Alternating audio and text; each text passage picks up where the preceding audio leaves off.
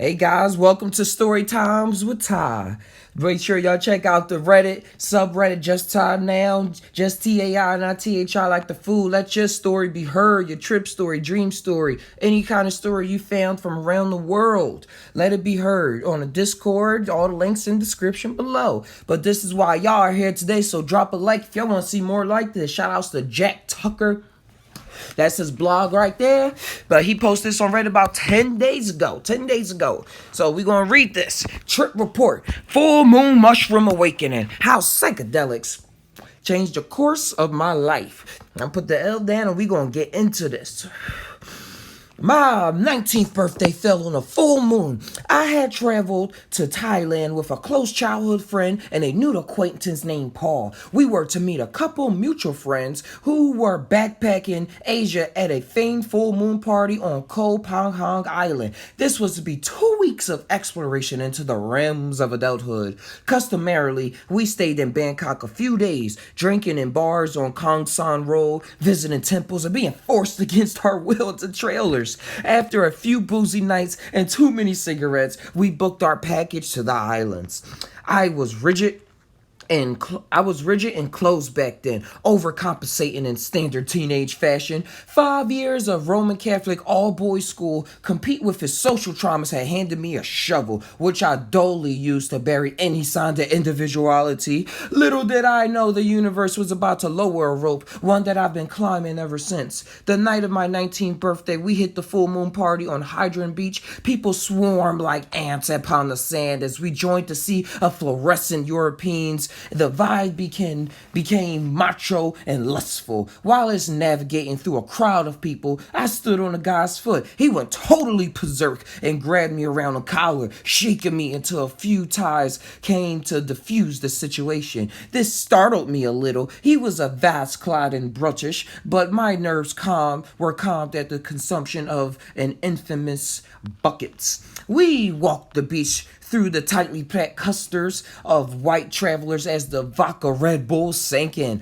The Rose sound systems blared every genre EDM, creating thick adjacent walls of noise. As we continued on, the crowds began to slowly thin. The beach curved into a cove, and upon the hill was a pathway leading to a cutely lit bar. We had heard there was a place to buy magic mushroom shakes, and by the look of the revelers that were descending, we were in the right place. A fellow partygoer told me to request a very strong one, so I went to the bar and placed my order. Myself and Intrep Tom, the backpacker, were the only trippers that night. The other guys thought their own grip on reality more important in such circumstances. Smart? Maybe it was the dose, or maybe the Thai Red Bull had put my metabolism into overdrive. Either way, the shrooms came on quick. Not 20 minutes had passed when I felt a deep, carnal rumbling in my belly. I was using the washroom when suddenly the morphine walls of the shack I was stood in gave me cause for great concern. I taken too much? I stumbled back to the bar and grabbed the guys. I needed off this melting mountain. Outside, the panorama had transformed. Green and pink lights danced over the party. I could see an energy like the northern lights playing above the people. It sparkled, and I knew then that something profound was happening. I walked past a girl unconscious on the rocky hillside and worried for her safety. But then the tribal drumming and my gut picked up, and a dire need to purge overcame me. I sped down the pathway, leading the downed girl and all my friends behind me. My gut churned with a mixture of Red Bull and entheogens. In a panic, I tried to empty my stomach and found myself waist deep in the shallows with my finger down my throat.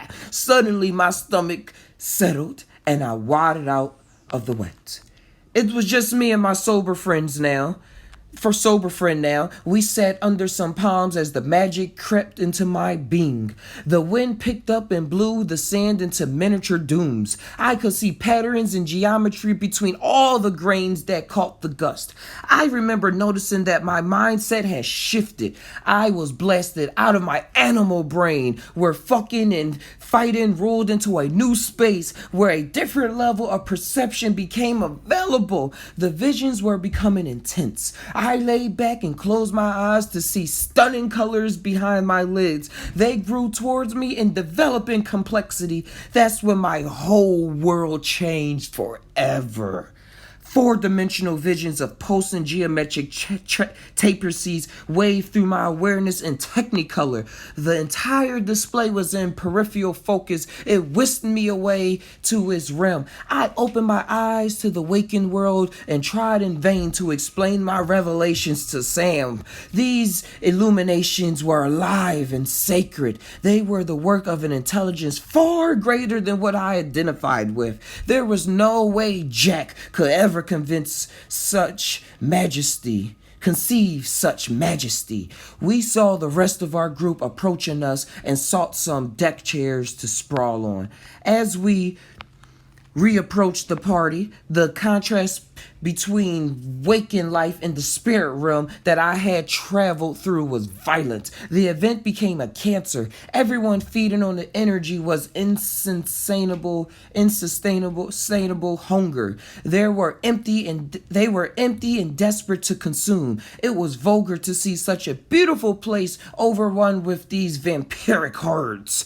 I once more found solace behind my eyelids in the lights. It was clear to me that this new realm was God. There was no other word for it. Me and this celestial light lord laughed together at all life's fears, the pride, the jealousy, the desperate need to achieve status. It was all so trivial. My fear of death was eradicated. It was the kind of calm a power cut brings when you realize what silence sounds like.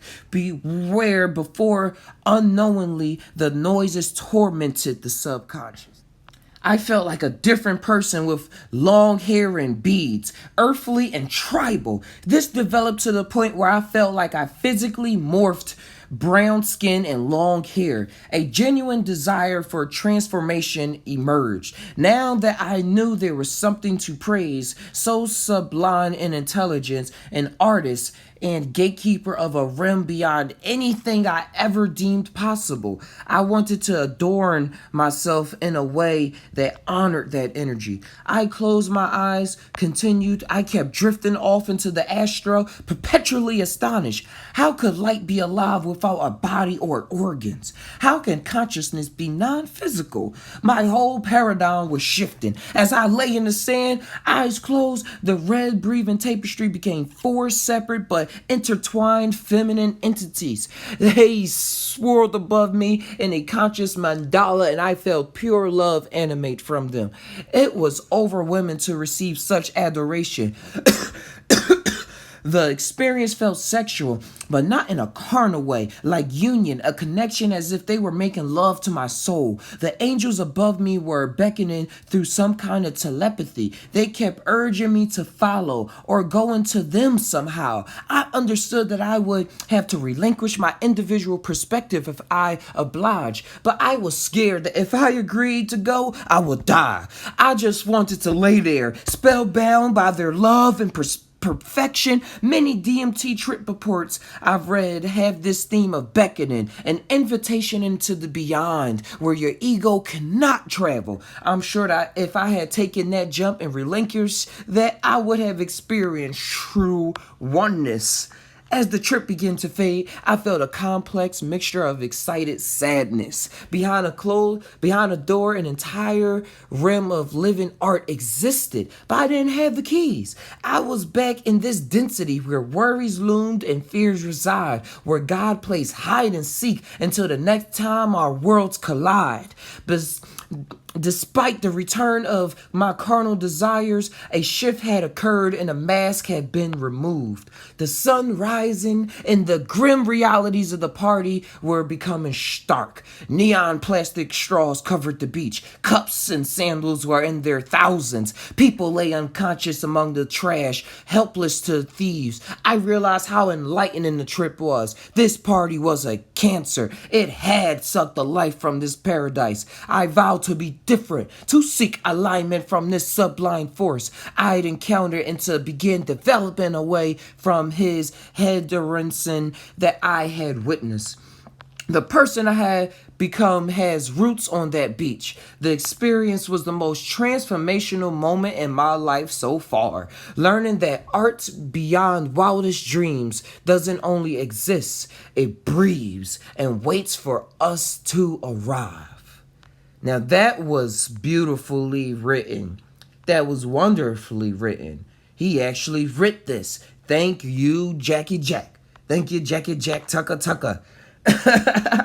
A little judgmental on everybody else after the party, but that's all good. That's all good. We all see things like that after a while, but make sure y'all just tie, guys. Combine your minds with your hearts. Connect those two circles. Let whatever come out, come out. Have these conversations because they are being had all over the place, all over the place. And me skimming through this, he talking about the trash too, and yeah, this a long thing. Apologize for it. Y'all can look it up. But the last thing to say, bro, that's so true. The energy on that breach was intense. Best trip I ever had. God bless those little fun guys. But what do y'all think in the comments below? What is y'all ins and outs on the stories? What did y'all tie on while this was going on? Leave it all in the comments below. Share this video with everyone, whoever it is in your circles. And we all tie. But do we really tie? Sometimes I don't know, dude. Sometimes I really don't know. Thank y'all for listening. And see y'all next time. Tie always.